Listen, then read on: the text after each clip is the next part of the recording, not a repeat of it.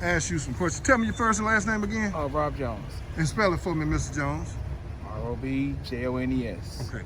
Mr. Jones, we were talking earlier about the $1,200 stimulus check, but I want to take it a little further because pretty much everybody got that, but we want to talk about the unemployment, the $600 assistance that people are getting.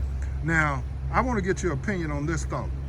Our congressional leader that currently represents you and I are elected to go to Washington to vote for your interests and my interests. Okay. That's their main job, is to go there and vote because you done voted for them, right? That is correct.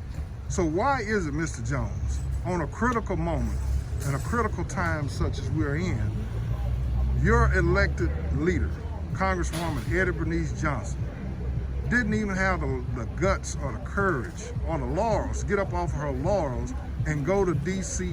and vote for you and I on the $600 extension of the CARES Act.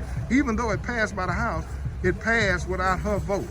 And when you call the clerk's office, it says not voting, which means she didn't show up to D.C. to cast her vote in person, nor did she mail in her proxy vote to D.C. on time. Because I called the clerk and found out myself. Right. How do you feel about having a leader that doesn't care about you and the people around you to help make sure that they can sustain themselves, that have kids, families, and keep them from getting evicted? Well, it's like you said, we elect officials to represent us and our interests at heart.